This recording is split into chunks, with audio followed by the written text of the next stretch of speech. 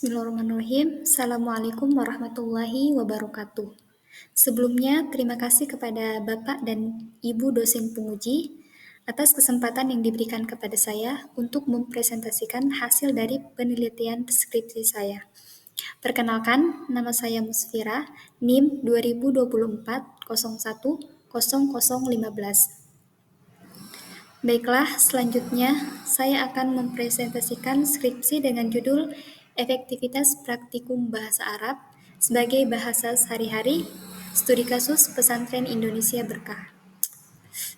Berikut beberapa poin yang akan saya sampaikan.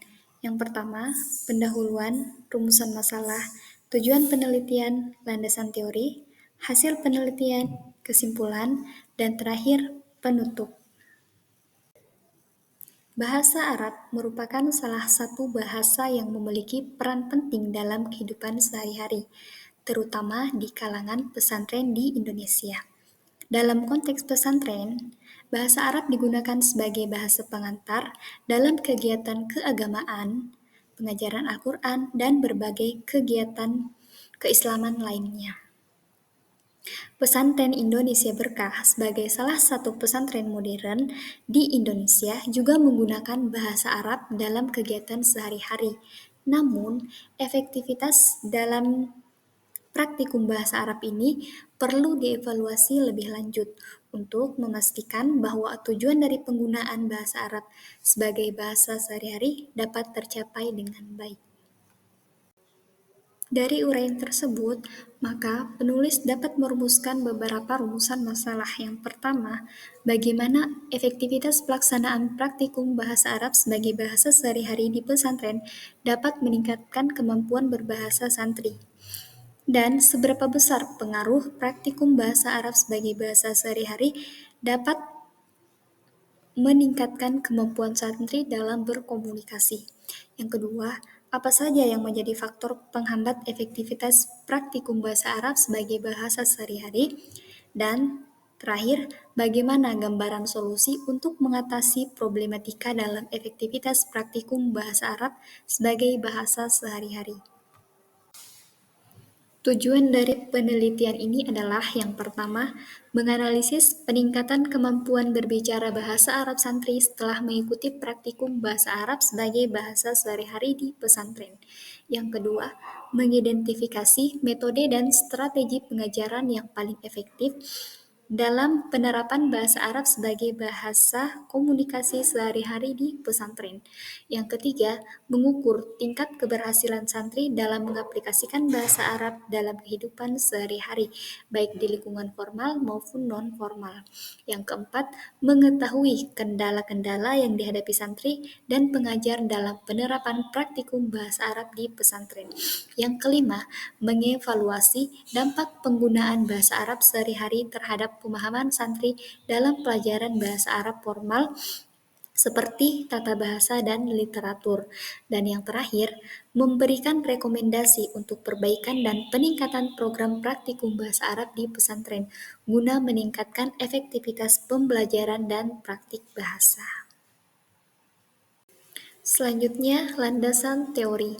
Desi Indrawati 2020 bahwa efektif berarti ada efeknya atau akibatnya, pengaruhnya, dan kesannya, manjur atau mujarab, dapat membawa hasil. Jadi, efektivitas adalah adanya kesesuaian antara orang yang melaksanakan tugas dengan sasaran yang dituju. Yang kedua, Sedarmayanti 2020 mendefinisikan konsep efektivitas sebagai suatu ukuran yang memberikan gambaran seberapa jauh target dapat tercapai.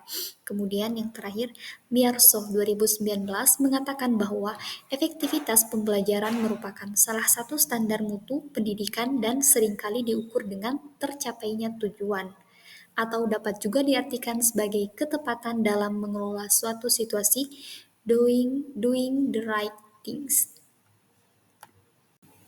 Metode penelitian. Jenis penelitian merupakan jenis penelitian lapangan karena peneliti benar-benar melihat fenomena yang ada di lapangan secara langsung dan mengumpulkan data-data yang terkait dengan objek penelitian. Subjek penelitian adalah santri yang aktif mengikuti program praktikum bahasa Arab serta tenaga pengajar yang terlibat dalam proses pembelajaran dan pengawasan praktik berbahasa Arab di pesantren. Teknik pengumpulan data, teknik observasi, teknik interview atau wawancara, teknik kuesioner, dokumentasi, dan instrumen penelitian. Waktu penelitian.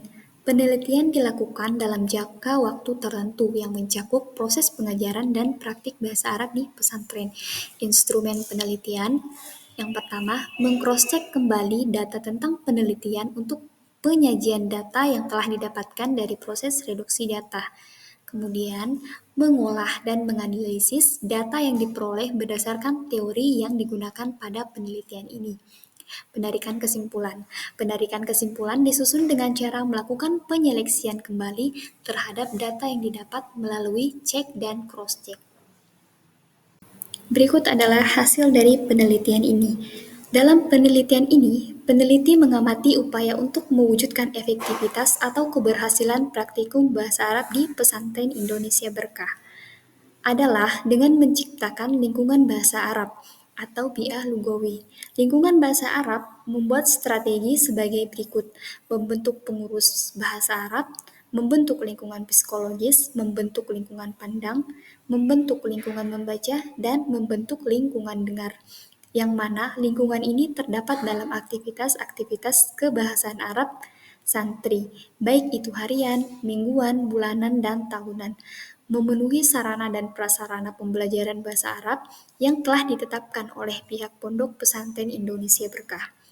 Lingkungan berbahasa Arab di Pondok Pesantren Indonesia Berkah terjaga dengan baik karena dengan adanya organisasi AIBSO sebagai sistem penggerak disiplin dan bahasa yang membantu musyib dan musyrifah. Kemampuan sistem penggerak disiplin bahasa menjadi hal utama dalam keberhasilan membuat lingua yang efektif. Sebab itu, AIBSO merupakan penggerak dalam pembentukan lingkungan berbahasa Arab ini. Hasil dari observasi dan wawancara peneliti dapat menyimpulkan peraturan dalam berbahasa Arab di Pondok Pesantren Indonesia Berkah di antaranya menggunakan bahasa Arab sebagai bahasa resmi di pondok pesantren selama 24 jam, menjadikan bahasa Arab sebagai mahkota bahasa, tidak mencampurkan bahasa Arab dengan bahasa daerah, berbicara dengan musyrif dengan bahasa Arab dan tidak berlaku untuk tamu. Dilarang menggunakan bahasa yang kasar, tidak menggunakan lahja bahasa daerah. Berdasarkan hasil penelitian, dapat disimpulkan bahwa efektivitas praktikum bahasa Arab sebagai bahasa sehari-hari di Pondok Pesantren Indonesia Berkah beserta beberapa faktor yang menghambat efektivitasnya dapat digambarkan sebagai berikut. Pertama, problem yang dihadapi guru dan santri dalam pembelajaran bahasa Arab dan praktik disebabkan oleh beberapa faktor. Beberapa faktor santri yaitu latar belakang pendidikan, motivasi, kesulitan menerapkan muhadazah dan kurangnya kosakata yang diketahui oleh santri, kurangnya perhatian santri dalam pembelajaran di kelas. Faktor guru yaitu kejelasan dan metode yang digunakan kurang menarik perhatian dan minat santri mempelajari bahasa Arab. Juga faktor pembina atau musyrif yang kurang tegas atau kurang intens dalam mengontrol bahasa santri ketika berada di asrama. Di samping itu, ada faktor materi, faktor waktu, faktor fasilitas, faktor sosial, atau lingkungan. Terima kasih atas perhatiannya. Terima kasih telah menjadi bagian dari presentasi ini. Semoga presentasi ini memberikan manfaat dan wawasan yang berharga. Mohon maaf apabila banyak kesalahan kata pada penyampaian kali ini. Sekian dari saya. Akhirul kalam. Assalamualaikum warahmatullahi wabarakatuh.